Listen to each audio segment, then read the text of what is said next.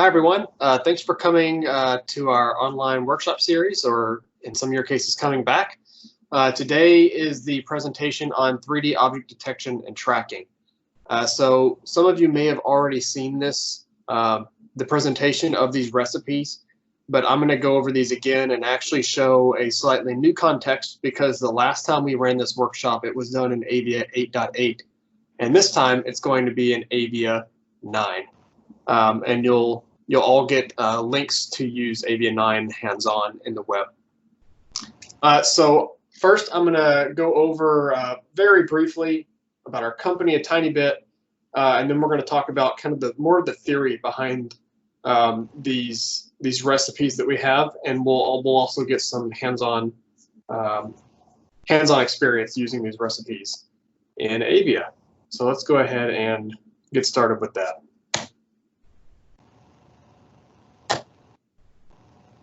So this slide has been updated. We show this slide to show that Aivia has evolved very quickly. Since 2017, when Aivia became a product with Aivia 5, we've had 10 major releases in just 3 years. The latest of which is Aivia 9, and this has added what we call cell analysis to our portfolio of things that we can do, and as well as some other features which we'll go over today.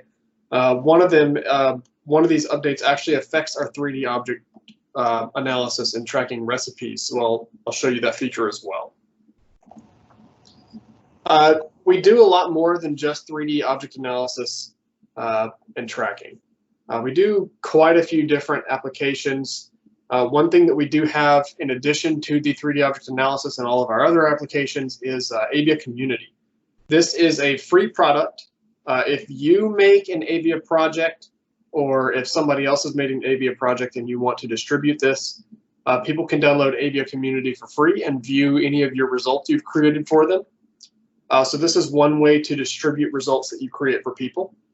Otherwise, you can also download it just standalone and open any data set you like.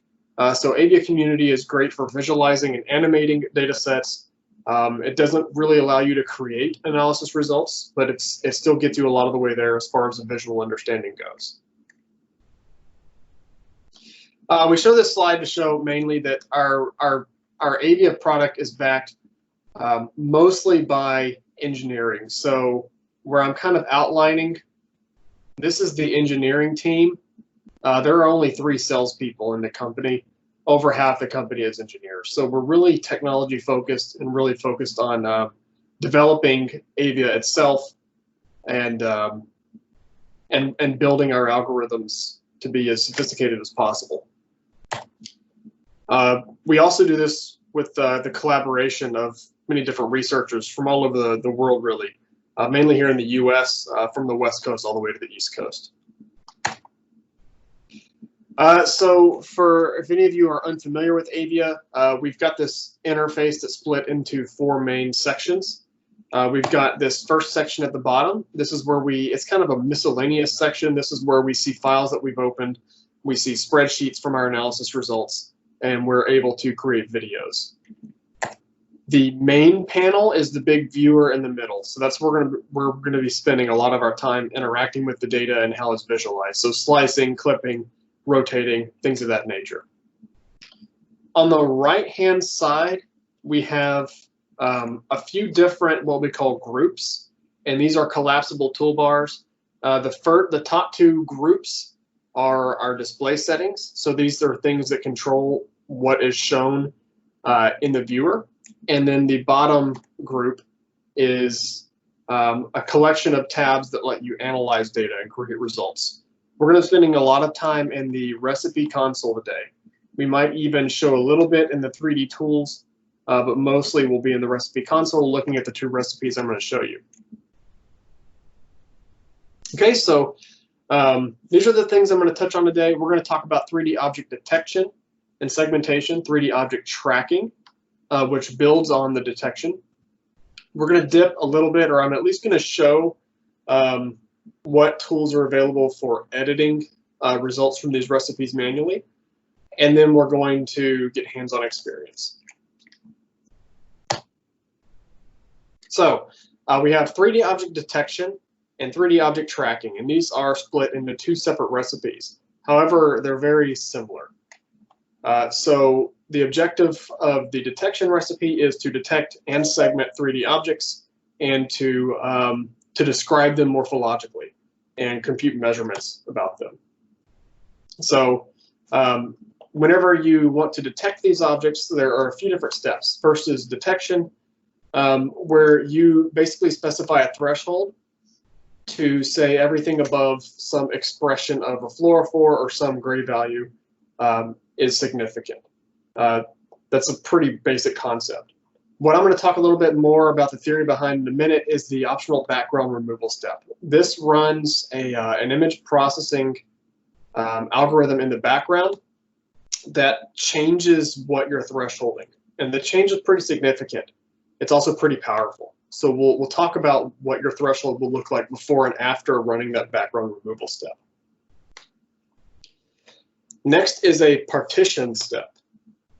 So this is a way to take all the objects that fall within your threshold and use some kind of logic to split them into separate objects. I mean, this is a pretty classic image processing problem where you set a threshold, you've got maybe some blob-like structures you want to look at, and a lot of them are touching because our microscope isn't able to resolve the splits between those. So you have to artificially split those objects where it's appropriate. And we'll talk about how to adjust these parameters to do this effectively.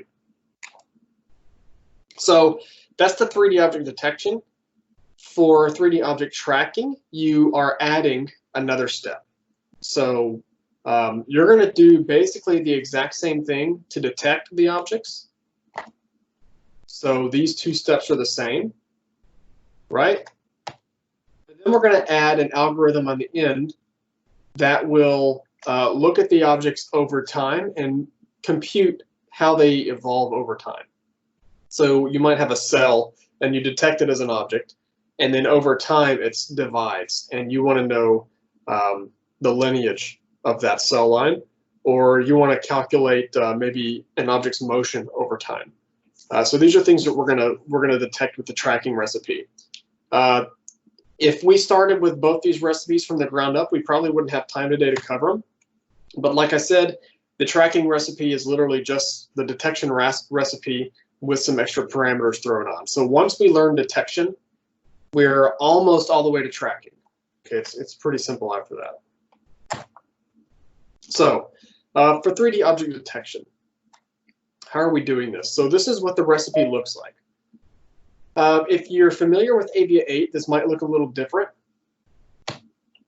It's still under the recipe console tab in the analysis tools, so we'll be in this tab a lot. But the recipe is now called 3D object analysis -meshes. So with Aivia 9, we're able to compute a new data structure called spots. And this is where if you have like vesicles, it might not make sense to segment a group of pixels that's so tiny that the algorithm, like it's so tiny that even your image has a lot of uncertainty about what the actual morphology would be. So we have two different versions of this recipe now that works basically the same. First, you've got this meshes one, which is what we had in Aivia 8.8, where it computes actual surfaces describing morphology of objects. We also have a spots version, which you can elect to, instead of creating a surface for an object, only plot the center of that object as a dot. And this makes rendering it a lot less computationally intensive. It makes computing it less intensive. It really simplifies the workflow. And if you're not going to get accurate morphology measures anyway, it doesn't make too much sense. So that being said, we are going to spend time mostly with the meshes recipe today. It looks like, Alex, you're raising your hand. Do you have a question? Yes, sorry, I'm gonna have to skip this. Do you need, do you get different detection whether you use one recipe over the other one? Or is it just the result that is get back to you, which is either a dot or a mesh? I believe the result is the same when it comes back to you. So the detection would be, the detection is not influenced by which recipe you take. Correct. It's only what you get back that is different. Correct. Either a dot or a mesh. Yeah. The format of the results is the only difference. Okay, thank you. Yep, of course. Good question. So for both of these recipes, just like any of our other recipes, we have a section where you can define the input channel and the output group. So you can choose any of your image channels to work on in this drop-down box. It's very good practice to check this if you have multi-channel images, because you might accidentally be trying to segment one channel and you want to do the other. This objects drop-down means that every time you run the recipe, you can either overwrite previous results or create new ones. So you might use different parameters and you want to compare. So you can create multiple object groups with different parameters and see which one works best. We can speed up work by creating regions of interest. This is really important for big data sets. When you're setting up all of these parameters and you want to see what the results would look like with one set of parameters, it might take a long time to compute, especially like these smoothing algorithms like here, and then the mesh smoothing factor that might add a lot of computation time. So you can instead define a very small region to practice these parameters on, which will speed things up a lot.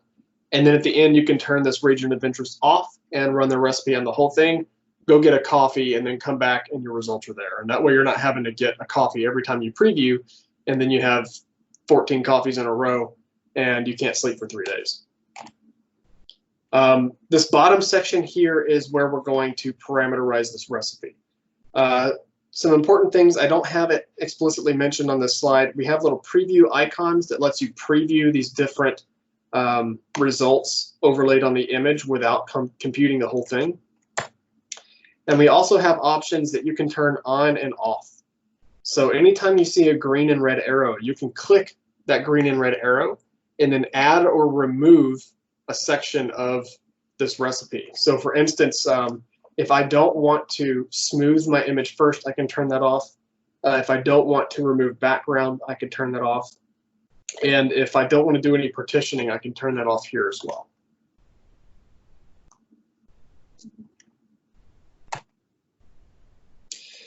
So let's talk a little bit about this algorithm. So when you set a min edge intensity or a threshold, the algorithm is going to look for peaks in the data that are above that threshold. So you can see from objects like this, if we set a threshold, it's going to place markers where peaks are above that threshold. So this object, there are, between this object and this object, for instance, there's a valley in the intensity that dips below the threshold. Okay. So then once these peaks are found, we've got this min edge to center distance. And what that's saying is that if any of these objects are closer than you allow, they're going to merge into one object before they're segmented. So we have a parameter that's going to prioritize which of these peaks becomes its own object based on this parameter. So you can see here in this data set, you can see whenever we grow these objects from these seeds, this green and this yellow objects are actually touching. So there's no valley deep enough in the threshold between those two to have a truly recognized separation between these two. But we can qualitatively see that there should be a separation here. So we can set a minimum edge to center distance value such that Aivia can find that the deepest part of that valley and create a separation there. Okay, and this is using the watershed algorithm, which is a very well described and well practiced algorithm in image analysis. And we'll see more about how this makes sense here in a little bit. I also like showing this slide because it's going to highlight something that you need to be aware of whenever you're setting that threshold. So how background removal works in not just Aivia, but I think in just about any software that's going to segment blobs or segment cells. So you might have an original image that looks like this, where you can see some some blobs, in this case cells, that have a threshold that is below what some of the noise looks like elsewhere in the image. So if I were just to try to threshold these cells by themselves, by the time I segmented this cell here, I would segment this whole region here as one big object, right? And that's not a good way to do it, obviously. So I need a way to take out this background and only have the peaks or the blobs, the center of the cells left over. So what this remove background algorithm typically does is first it smooths over the image with a very small kernel. So it only, everywhere that it smooths, it only looks at a very small neighborhood of pixels around that central pixel to do the smoothing. Okay. At the same time, in parallel, it's smoothing with a large kernel, right? And you can see that this cell here that I'm highlighting, okay, after smoothing with a small kernel, it's still pretty prominent and you don't see a lot of that background around it. And after smoothing with a large kernel, it's actually starting to erase it a little bit, right? So then after smoothing with the small kernel and the large kernel, I do a subtraction of these two images and I end up with this, where everywhere that we see a bright peak here, it's become brighter and the background is suppressed quite a bit. Okay, so you need to know this because whenever you go to threshold after removing background, the threshold is going to change. Let's say you have a 16-bit image and you want to segment blobs from that image. If you set a threshold on the original image to segment the blobs, you might need to use a threshold of about 1,000, where you say everything that has a fluorescent expression above 1,000 becomes an object, right? However, after doing the subtraction, the difference between this image and this image is actually way less than 1,000. The difference in gray value between this image and this image might only be 20. So in the end, your peak here, which is this is a subtraction of these two, might actually be represented by a gray value of about 20. So, you know, with your original image, your gray value can be just about anything. Typically in difference images, if you might want to note this if you're going to use Aivia or any image analysis software, if you're going to threshold a background removed image, your difference or your threshold is going to be between like 10 and 20 typically. So just note this, and we'll probably see this whenever we look at the images later. I hope that's clear and I wasn't too wordy on that. So that's kind of the nuts and bolts of 3D object detection. Tracking, like I said before, is just the detection, but then you throw in an extra step to connect what you detected throughout time. So we've got the same thing. It's on the recipe console tab. You just select a different recipe. And the same thing, you can define input and output. You can use an ROI to speed up your work. You set up these parameters. And it also has ways to turn on and off options with the same mechanism. So you can see here, before we did a detection step followed by a partition step, these are the same. This tracking step, it adds 5 new parameters. 2 of them are binary, so they're not that hard to set. These 2, we'll talk about how you set these whenever we do hands-on stuff. One of these is actually called motion versus intensity. So consider objects whenever you're tracking.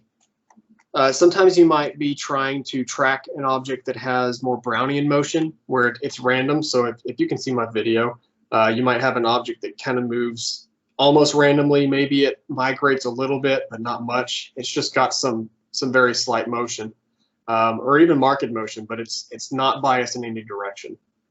You might also have objects that are migrating, so their motion tends to be biased in one main direction.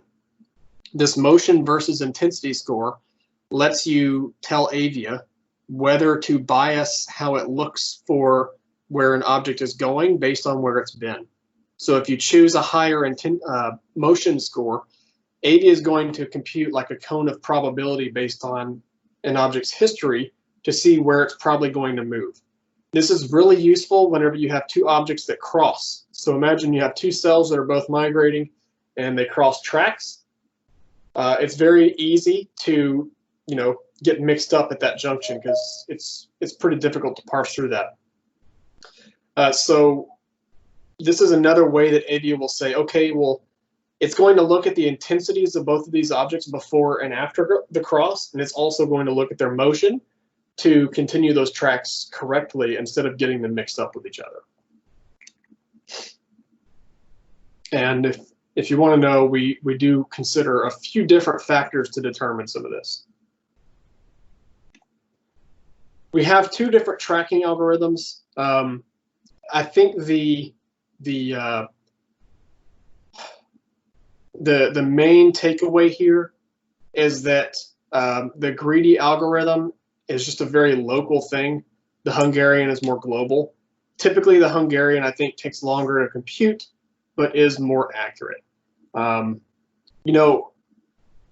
Switching between these tracking algorithms is something that I personally don't do very often. If I have a case of tracking where it's very difficult to get results that look agreeable to me, once I optimize the other parameters, I'll begin optimizing this parameter to see which one is better. But typically, this isn't the first parameter I mess with.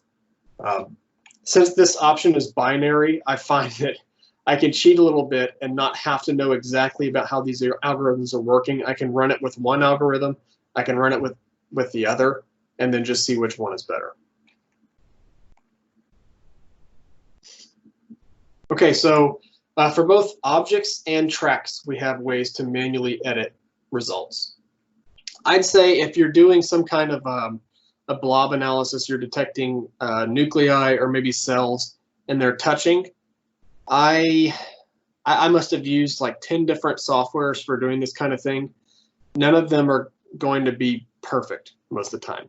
Some of these deep learning approaches like we use, and then you see in some of the open source options, they have some really clever ways to partition objects that it looks like it's getting better. But typically, if you're using like a watershed approach to separating objects, you can optimize the results, but it's extremely difficult to get a segmentation that's absolutely perfect.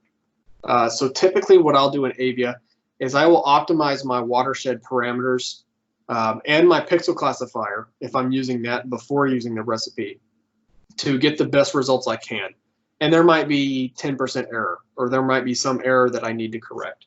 And we have a tool in the manual editor that does this. So the mesh splitter here is one of the tools. I lost this. I'm sorry, I lost the slide where I have a mesh splitter. There's a knife icon here. I can click, and what this allows me to do is go in the 3D viewer and draw a line where a split should be between two objects that are falsely detected as touching, and it will split those objects for me. So even if you have objects that aren't split algorithmically, you can edit them and get your results 100% correct. And I know anytime you say manual editing, it sounds undesirable or terrible, or I never want to do that. It's actually, I've done this for analyses before, and it's not too bad. It's kind of fun and kind of like a game once you start going at it. We also have this tool called the track editor, and this is at the bottom panel that I mentioned earlier, where we have some kind of the miscellaneous stuff. So this track editor shows a timeline at the top. These are all your time frames in your data set. Each one of these colors represents a different object that's detected. And if these objects have lineages, they're represented by these connections here. Okay, so I've got track 1, this is an object that was detected to be just one object for 6 frames, and then at frame 7 it split into 2, and then those objects did not split again. So what you can do here, typically what you'll see, these tracks have already been edited. Typically what you'll see, you might have one track that's just floating somewhere in time, and then another track that's next to it, you can manually connect those and say, no, the tracking algorithm didn't pick it up, but those actually should be one lineage. And then in the 3D viewer, it'll show those as a continuous track. You can split tracks, you can add parents, you can add lineages. It's pretty flexible. So if you do need to manually edit your tracks over time, you can do that as well. All right, so that's enough of me just showing PowerPoint slides. Now we're going to switch to the hands-on portion. So I'll show you what Aivia Web looks like. I'm going to pull it up on my screen.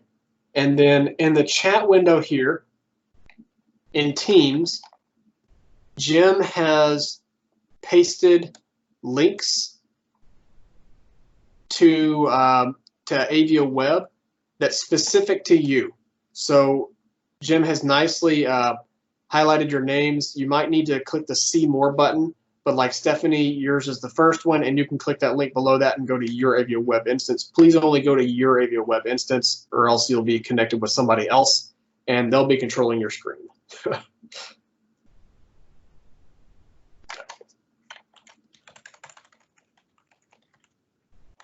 Whenever you do open Aivia Web, or whenever you do go to that link, you should see, I don't know if you're going to see a login screen with what you have, but once you go through getting in, you're going to see an Aivia 9 logo. Go ahead and click that. And it'll say your session is being prepared. This usually takes about 45 seconds, not the full 2 minutes. So anybody have any questions, or is that not working for anybody? Please let me know.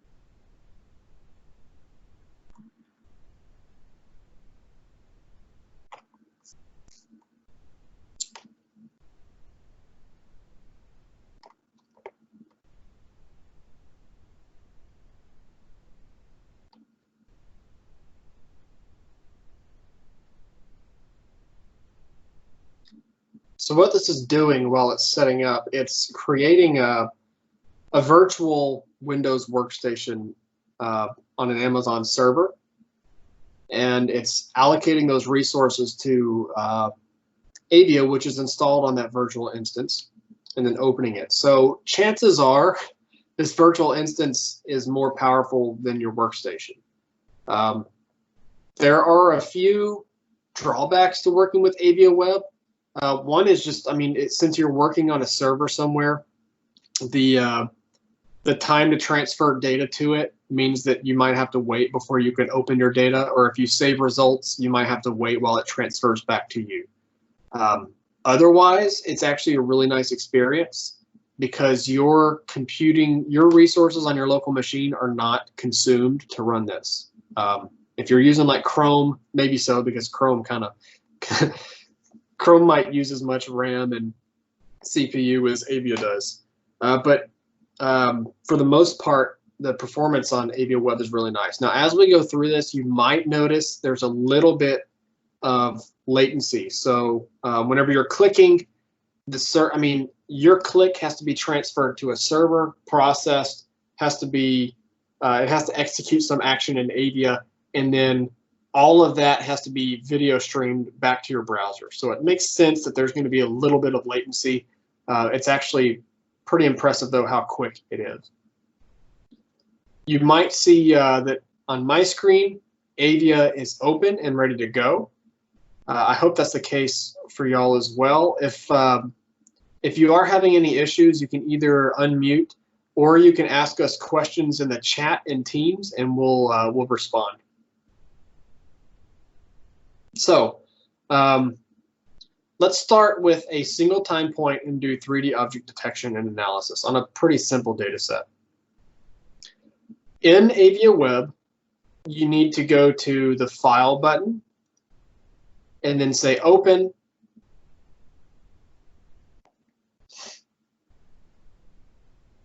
And there's a folder on the server where we store data that you can open. It's shown as a network drive in the File Open dialog. It's called Shared Data. And if you go to that drive, you should be able to go into the Demo Data folder and then double-click the 3D Object Analysis demo. It's the one that's 179 kilobytes. 179,000 kilobytes, sorry. And y'all please let me know if you need me to show where that file is again, or if you need help opening it.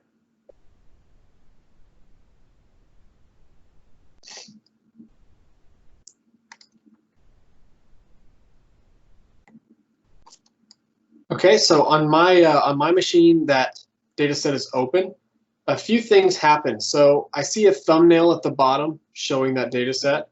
If you have multiple data sets open in Aivia or Aivia Web, it's really nice because you can double click the thumbnails and Aivia will switch back and forth between them. However, in this case, this panel right now is just taking up real estate on my screen. I don't need it. So while you don't need this panel, you can click this little blue bar, a single click with your left mouse button, and it will collapse that. And then you have more space dedicated to the 3D viewer. Okay. While we're at it, let's go ahead and switch to 3D and take a look at what this data set looks like as a volume.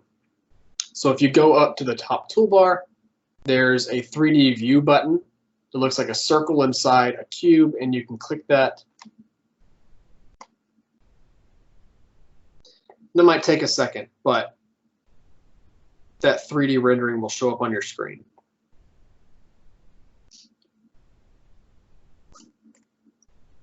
And you can manipulate this. So you left click to rotate. You can zoom your mouse wheel. Scroll your mouse wheel to zoom, and you can right click and translate your mouse to translate in the viewer without rotating.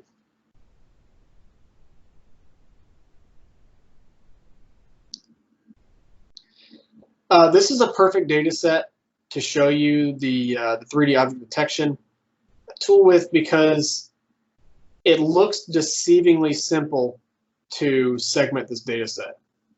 I mean, our brains are incredible at just looking and clearly seeing through some of this background haze and noise and seeing these cells. But the problem is, if you kind of look at the side of this developing embryo, you see some very dim objects, and then if you look at the top and bottom, you see some very bright objects. And in this case, just setting a plain threshold is not a good way to look at this data set, because by the time you threshold the objects on the side of this data set, you're going to have just one big massive threshold in place on the top of it. So we're definitely going to need to use the background removal. So let's go ahead and start setting up this recipe to get some results. On the very right side of the screen, you see our Analysis Tools panel. And by default, you should have the recipe console selected. Okay. Go ahead and click under Recipe here. You can click the drop-down box. And instead of 3D cell analysis, we're going to do 3D object analysis, meshes.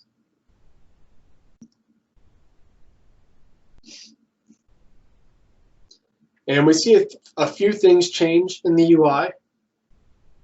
Okay, but all those parameters I described earlier aren't visible yet. There's a shortcut over here to the very right of that panel that looks like two drawers on top of each other, like a filing cabinet maybe. If you click that button, it will show those parameters.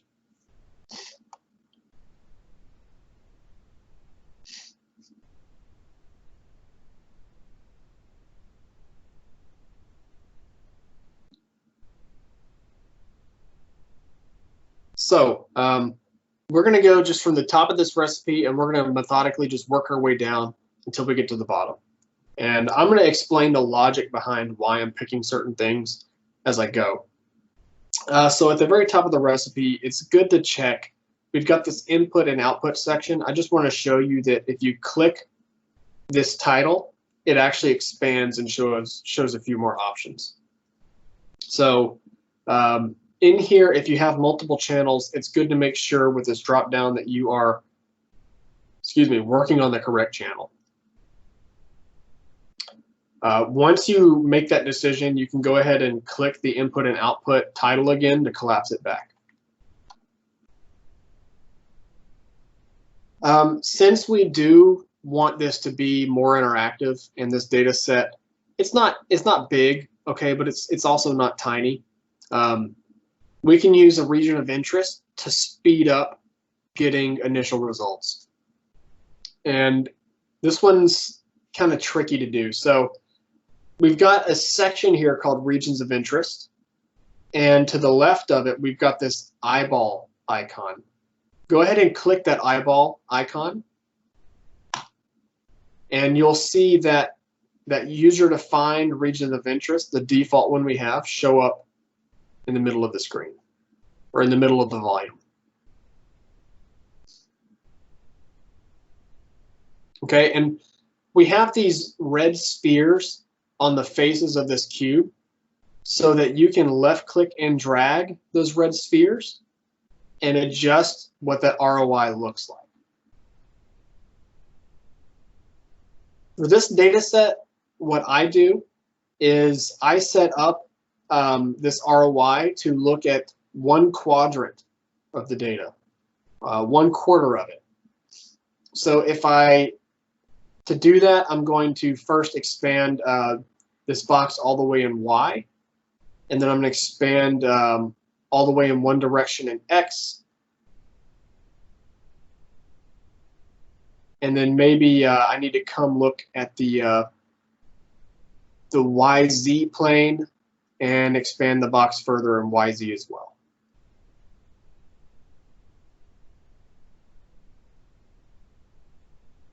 And this is just personal preference, but what I'm doing with this ROI is I'm trying to encompass the full range of signal that I see in my data.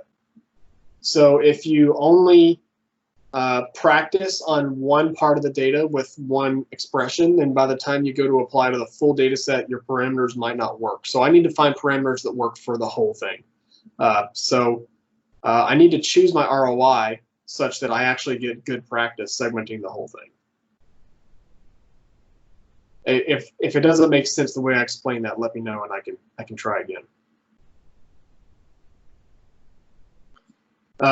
There's one last step that's kind of a gotcha with this ROI.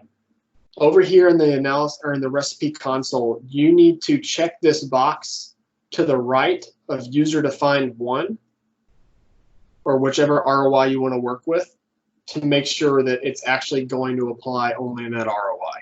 Otherwise, it's going to apply to the whole data set. Okay, so we've got this set up and we've got it turned on. Next is to just go down these parameters and start parameterizing. And I personally like to do this in the 2D view. Actually, I think for most data sets, it's almost required you do it in the 2D view. So I'm going to switch back to my 2D viewer at the very top left of Aivia, right underneath where it says File, there's a square. I can click that, and I'm back in my 2D viewer. And my ROI is actually shown as an overlay, even in 2D. So I see that here.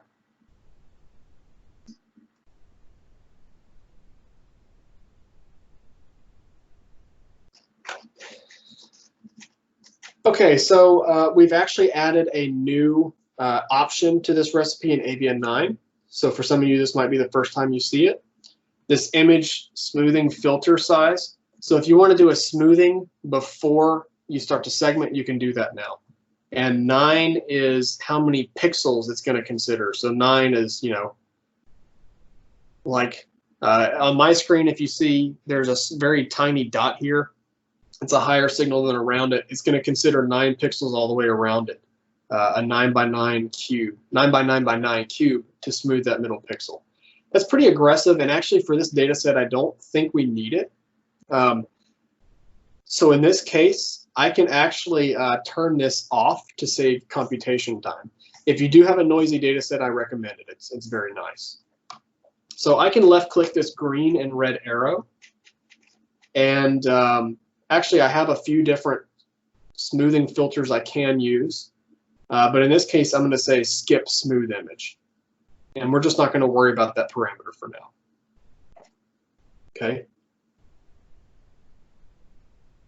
Next is the minimum edge intensity parameter, and you can see we've got a default value here. This is just the threshold, right? If you look at my screen, down where my mouse is at the very, very bottom, whenever I move my mouse over the image, it shows an intensity value there. So I can move my mouse around over these cells and see what that intensity value is. Okay, so I've, for this image, this cell, a threshold is, 1300 or so. But for this cell over here, a threshold would have to be like 500 something. Since there's a very wide variance in the expression that constitutes a cell, it makes sense here to remove background first. So that's how I'm going to start. By default, the background removal is not shown. So to show that, you need to click this green and red arrow after min edge intensity and tell Aivia, no, I want to remove background. You can see that's an option there.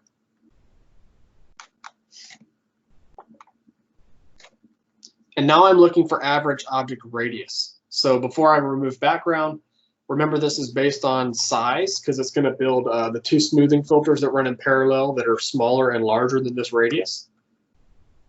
So I need to inform Aivia about what size of object I'm looking for. Okay, if a very, very simple way to do this is to just use the scale bar. So, I can zoom in and then my scale bar at the very left, overlay that with an object.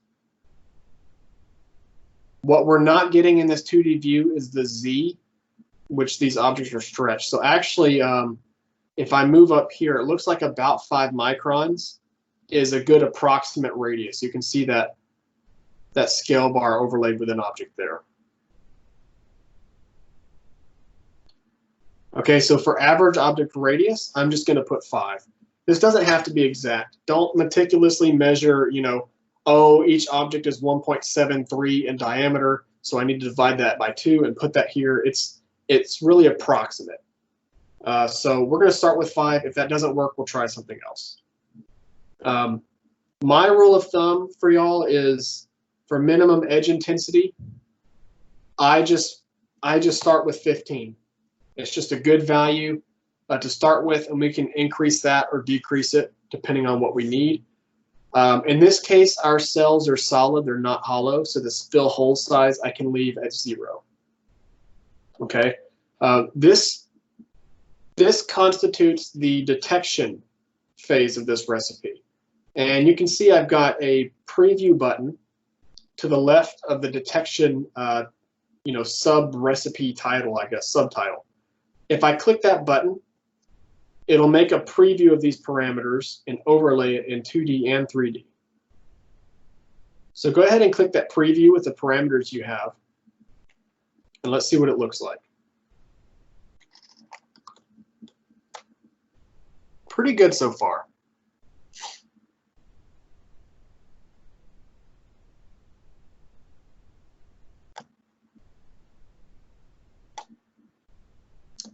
You can actually scroll in Z as well and make sure it's working everywhere.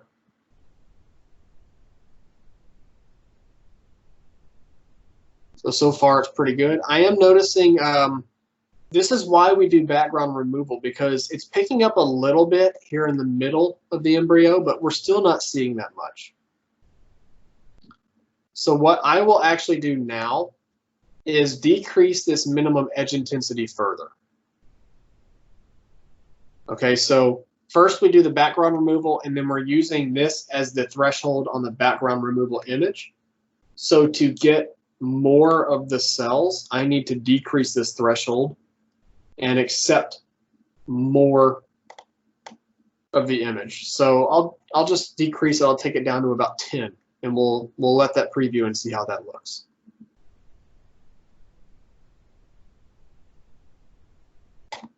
And it looks like it's getting a little better there in the middle.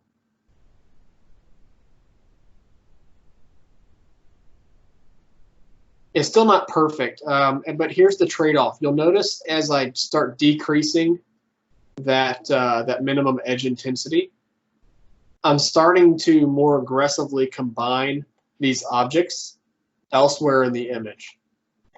So we can partition these later, but I like to try to be kind of conservative to begin with. And you can see here that these objects are starting to touch a little too much. So actually, I think for now, I'm going to leave this minimum edge intensity at 10. I might come back to it later.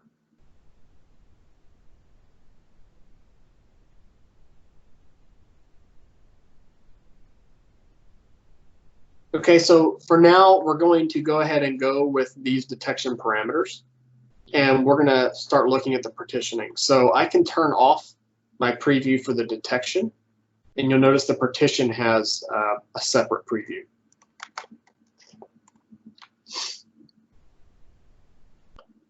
Okay, so there are 2 steps to partitioning. The first is to give Aivia an idea of the object radius range. So beforehand we gave an average object radius. Now we need to tell Aivia actually the object radii are within this range. So I can zoom in on the image and start making some measurements for that to determine what that range should be. Let me find a good Z-plane. So you don't have to go to the same Z-plane as me. You can go anywhere. I want to show you this annotations section. So if you go to the very bottom of the image, there's this annotations section of the software. And this is just like an ImageJ whenever you're drawing lines or something. So I can open that annotations and then click twice on the image and it'll make a line. And then click 2 more times and it'll make a line. And keep doing that. And I can change slices and do this again. I've got some larger cells in different parts of this image, so I might want to get a complete breadth of these things.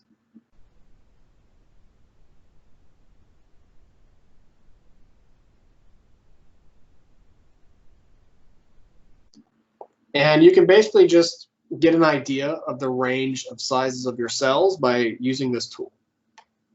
So it looks like the diameters I've measured are anywhere from like, to be conservative, maybe like 4 to 9 or 10.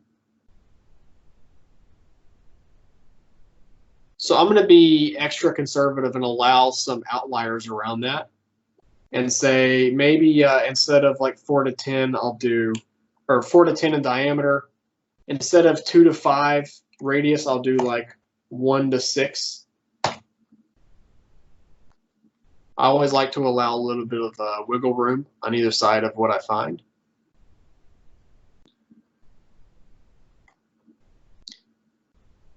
Next is the mesh smoothing factor. This is pretty simple. You know, how aggressively do you want to take these surfaces and smooth them out to where they look ideal instead of like voxels? I typically leave that at 1. And then minimum edge to center distance. So this one has a pretty profound effect.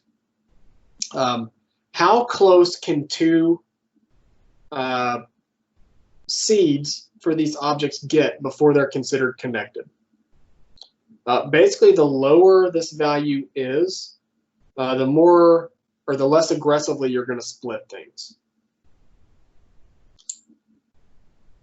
For this data set, typically I'll say if there are two objects closer together, then maybe 1 or 2, they're considered the same object. I'm going to put 1.5 for now. And it doesn't have to be perfect. So at this point, we've got these parameters set up. Maybe they're not perfect, but we need to go ahead and run the recipe to see what they look like. So go ahead and hide your annotations section in the bottom. Let's switch to 3D. And then as long as we have our ROI set up, we can click this start button at the bottom to run the entire recipe.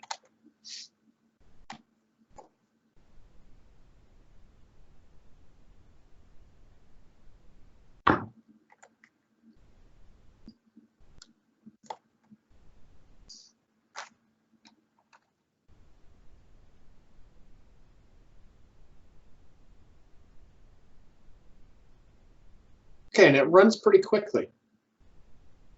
So in 3D, we get a better appreciation of how this looks. Actually, these parameters look really nice. So in 3D, you can kind of rotate around and see exactly what results your parameters produced.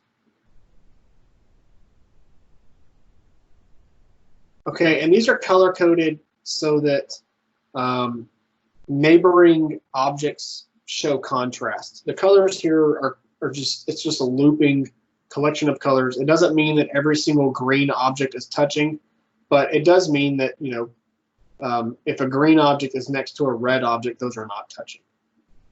And you can kind of zoom in very far and, pick some regions to look at and turn the object group on and off. So what this has done, it's created this object set here, and I can click the eyeball to turn that on and off and see how it agrees with the data.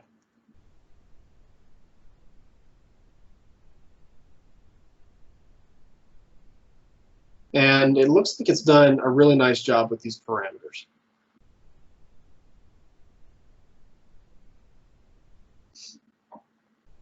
Okay, so we ended up with some really nice parameters that work well for this data set.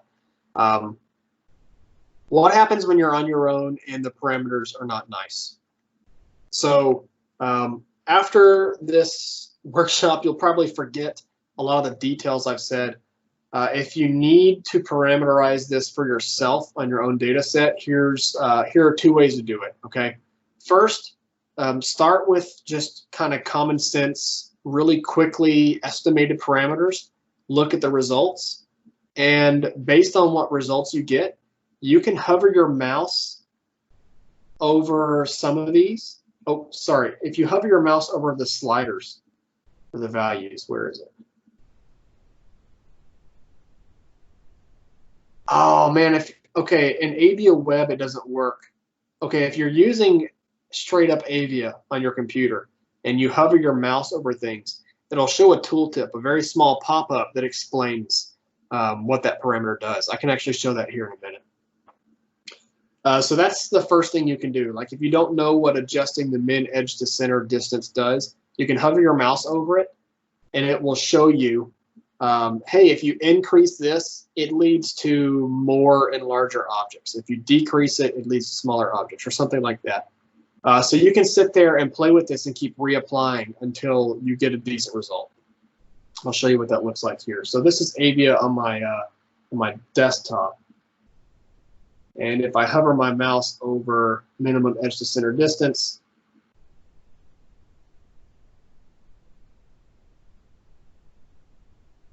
okay, maybe that's gone. Maybe that's the thing we need to note down, that the tooltips don't appear to be showing up in Aivia 9. Good news is, so we've got a, okay, it's gone from 9. Thank you, Alex, for confirming. That's good to know. So the good thing is we've also got a new feature in 9 that makes it a lot easier to get to our wiki and expose that information from our wiki. So instead of having to know the URL for our wiki, in Aivia 9, we've got this search bar at the top, and you can either press Control F or click into it. And like if I want help for my 3D object analysis recipe, I can just start typing 3D object analysis and see what shows up. A list of things are going to show up, okay, based on the keywords you put in. It's separated into 2 sections. So there are various Aivia commands you can activate by these keywords, and then there are various wiki pages. So if I go to the 3D object analysis wiki,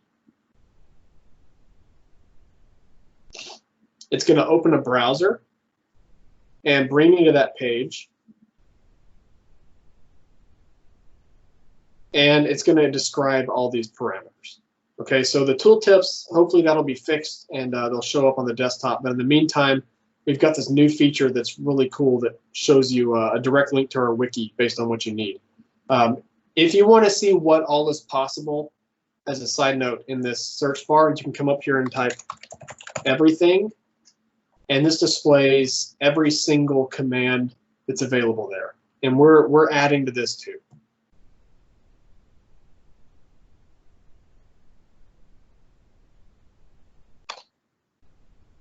Okay, so in the future, you've got the hovering your mouse trick, and you've got the wiki to help you parameterize this. Since we're happy with these parameters, let's go ahead and just to finish this off, if you want to go and apply it to the entire data set now, you uncheck this user-defined region of interest. Optionally, you can hide it by clicking this eyeball. And then you click Start again. And now it's going to run this recipe on the entire data set.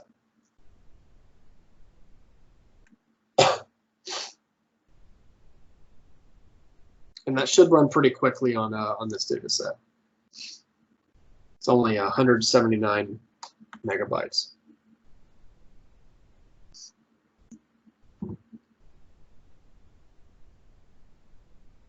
While this is running, are there any questions? Was that too fast? Is everything pretty clear?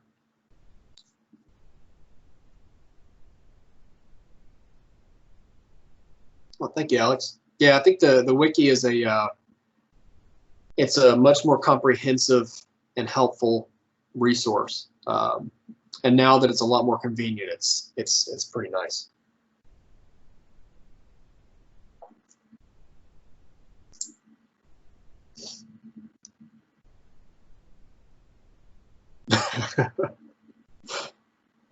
Yeah, the search bar is you would think it'd be obvious, but my eye never really goes there. Whenever it does, though, it's very helpful.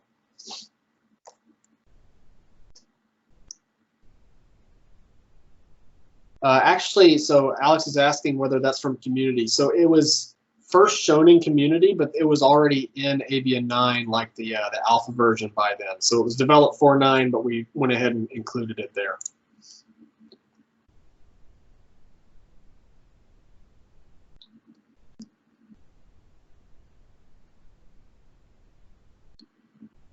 Okay, so once the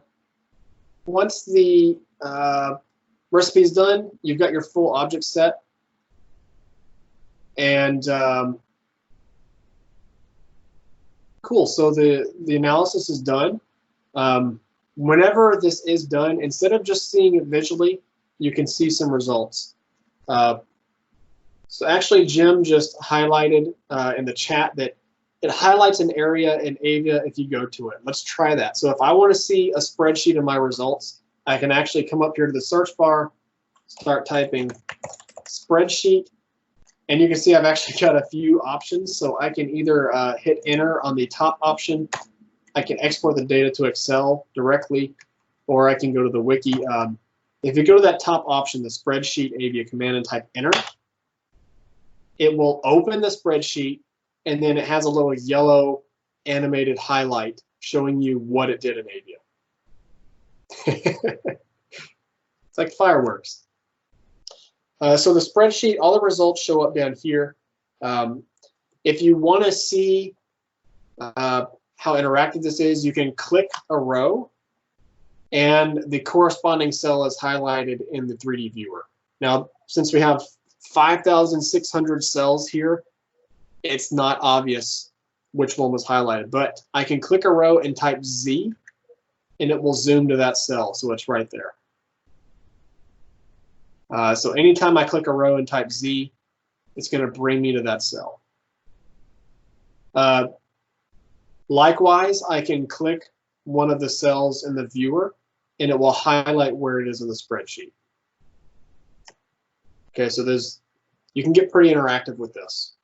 Maybe at the end, if anybody has questions about navigating the measurements or plotting some of the measurements, etc., we can talk about that. So unless somebody has more questions, I'm going to go ahead and move on to the tracking example, but I do want to give you the opportunity to ask questions first.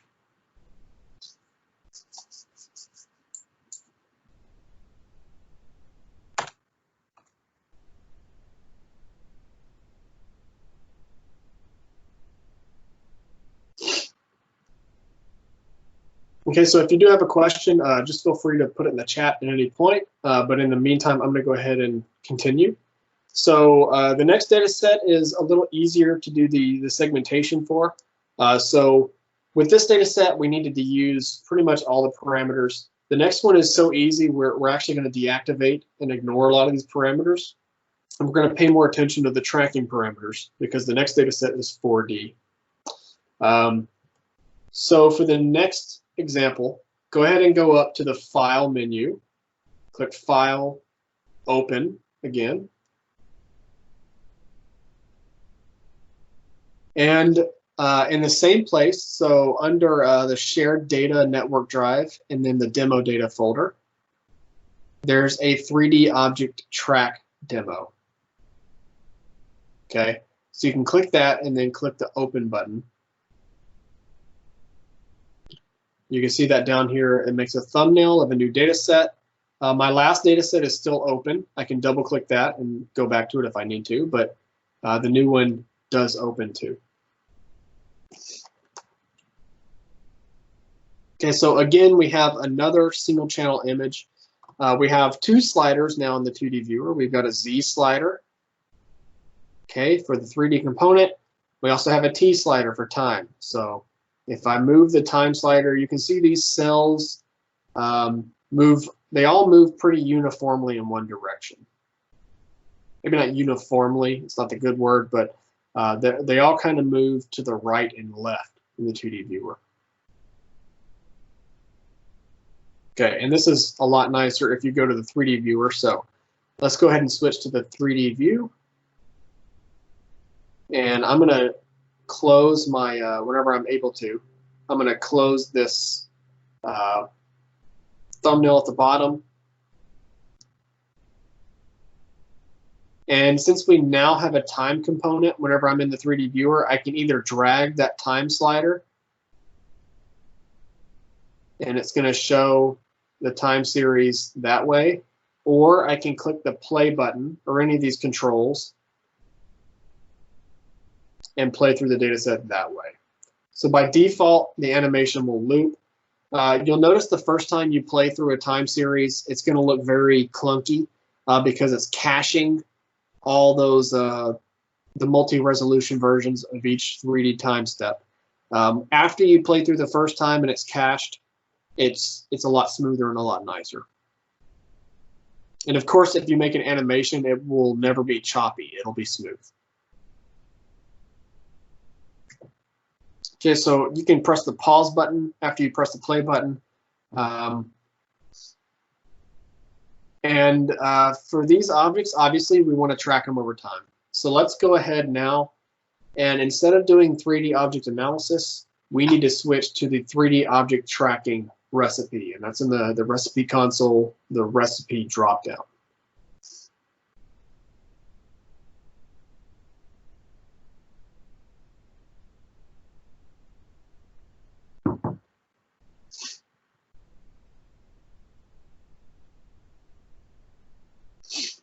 Okay, so it's a very similar process. you can click these this button to show the advanced interface, which just shows all the parameters again.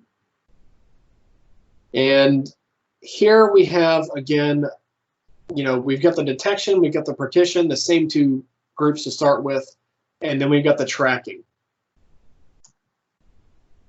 Okay, this data set's small enough where I'm going to ignore the region of interest. We don't really need that option here. You could add a region of interest if you like. But since I'm going to ignore that, I can go ahead and actually collapse that section.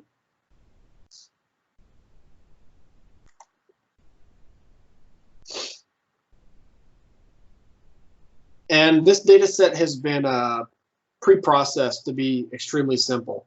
Basically, anywhere we have something greater than 0, it's an object. So the background has been completely zeroed out in this data set. Therefore, we don't really need to do any smoothing. So we can turn off the smoothing filter. Go ahead and do that now. Skip smooth image.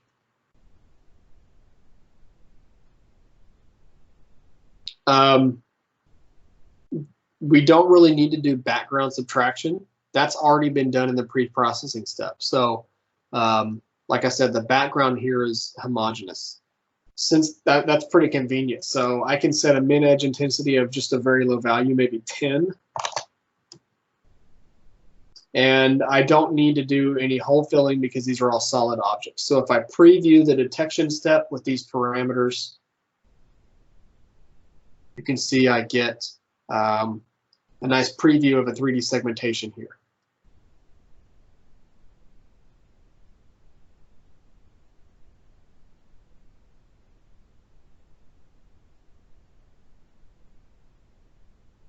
Okay, and actually, so something happened on mine. I don't know if it happened on yours. Another new feature of Aivia 9 is highlighted here. The previews for this data set showed up as transparent. So if you zoom in, these meshes are transparent. You can see through them. You can change the transparency of a mesh using this alpha value. So for my surfaces, if I click this alpha and then change that transparency slider, it changes how much I can see through those meshes. On my screen, you can actually see, because I'm zoomed into the perfect area. So I've got these cells in the middle here that are connected. And if I change that alpha slider to be a very high value, you can see that I've actually got this area between these two that's connecting them, right? That's a very low intensity area, so I can actually just raise my min edge intensity. Maybe I can just start raising it, maybe 10 at a time to 20, and see how that looks. Let's go ahead and actually raise the min edge intensity to 100. Oops, not 100,000, just 100, and see how that looks.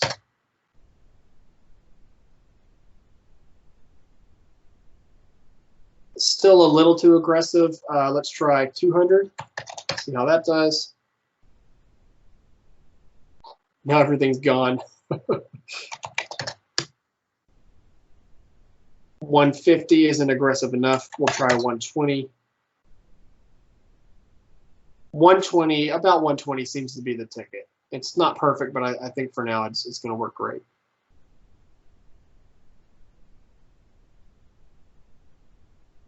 Okay, so we're just using a simple threshold to get these objects. The threshold is 120.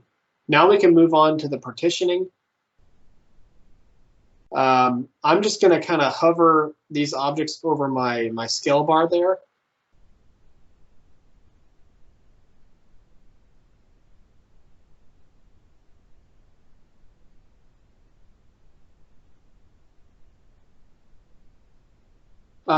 And typically what I'll do, these are a pretty uniform size. I don't have like tiny dots here that are showing up.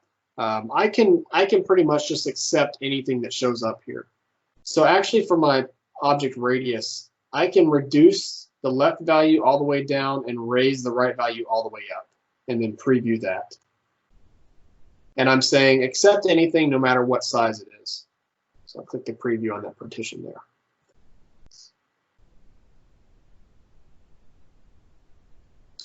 We'll notice that my surfaces are not smooth at all. They look kind of bad. So this is actually the closest segmentation we get to what's actually in the data, right? But it doesn't look nice. So if you actually want it to look nice, you can increase your mesh smoothing factor. I usually recommend, like I said, a value of 1. It's going to make things just a little bit smoother. And then you can see that some of these are still attached. And I don't want that. So I can start using this minimum edge to center distance to separate them. I think for this data set, by looking at the scale bar down here, anything less than about 5 microns probably shouldn't be connected. So I can say 4 here for the minimum edge to center distance and see how that looks. And that actually looks like it worked perfectly. Not quite perfectly, we still have some like this, so I can decrease that, I can tinker with it.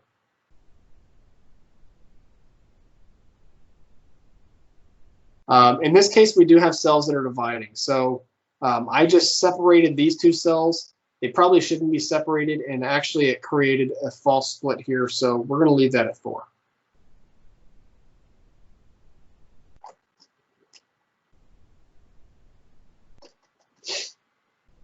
Okay, so we've got our detection and our partitioning set up. Next is tracking. There are 3 main parameters, or really 2 main parameters that have a massive effect on your data. The others aren't that marked. So we've got a minimum track length. This is in time. This minimum track length means if an object only shows up, in this case, for 2 time steps, don't track it. It's not worth it. This is really nice if you have a very long data set and you've got some objects moving across maybe the corner of the screen. You might have 1,000 time steps and only 20 of them it shows up. If you've got hundreds of time steps, you can set this to a very high number and it'll get rid of a lot of the noise that just shows up as a segmentation and then disappears. Okay, in this case, we're just going to leave it at the default value because we don't have that many time steps. Let's go ahead and track everything. Maximum search distance is the maximum length that something is going to move between time frames. This might be an experimental thing. So, you know, if you're collecting time points or you're collecting images at an inappropriate rate, whenever you're actually acquiring the image, it can affect this quite a bit. In this case, I think 5 is okay. I don't think anything's moving more than about 5 microns between each step. Let's see what that looks like. Motion versus intensity. This is, again, if you want to bias tracking more towards motion or more towards intensity. This actually doesn't affect the outcome that much. It's kind of a secondary thing to check. We basically always want to track lineages. You can turn this off if you want. And then I usually leave it on greedy matching.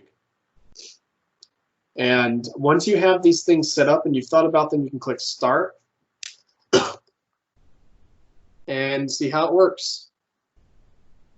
You might see in the progress bar down here, or whenever it starts processing, if you have a large data set, it does all the pre-processing up front. So it might look like Aivia takes forever to get started. However, once it actually starts going through the time steps, it's usually pretty quick. So don't get discouraged if for your data it actually looks like it's going to take a long time. In this case, it should be pretty quick. Okay, so you can see here, I've got my objects segmented. Every time point has a little red line above it. That means they're all processed.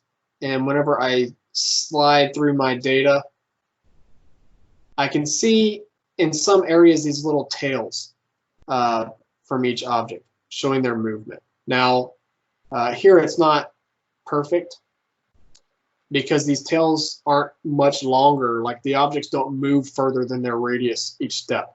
If you want to show these tails better, you can change how this is visualized. So I can turn my objects and my tracks on and off separately in my results. If I click the eyeball next to this objects step, then I can actually see the tails. These tails, or the tracks, only show up to 5 time steps at a time right now. So I can actually increase that as well and show the entire lineage, or just show a short portion of it. Okay, there's a little circle here where I can change the radius of these tracks. Also, there are these things called anchors that shows the centroid of each object at that time point. You could turn those on and off. So it's pretty flexible how you can show these things. Something new that's kind of cool in Aivia 9, I can make the objects transparent and then see the tracks inside them. I think this goes a long way towards helping understand your results. Beforehand, it might be hard to see those tracks within the objects. This way I can keep my tails short and my visualization less cluttered and still see these tracking results. If I were actually analyzing this data set for, for a paper or something, I'd probably spend some more time getting these parameters correct. But you kind of get the general idea of how this is done. And, if I wanted to change or make this a little more accurate, I could then come back to these parameters and keep running the recipe with new parameters and visually checking out the tracks. Just like before, if I want to see results, numeric results, I can come down to the spreadsheet. And now I see the spreadsheet is vertically divided in two. On the left, I have a section for every object or every track.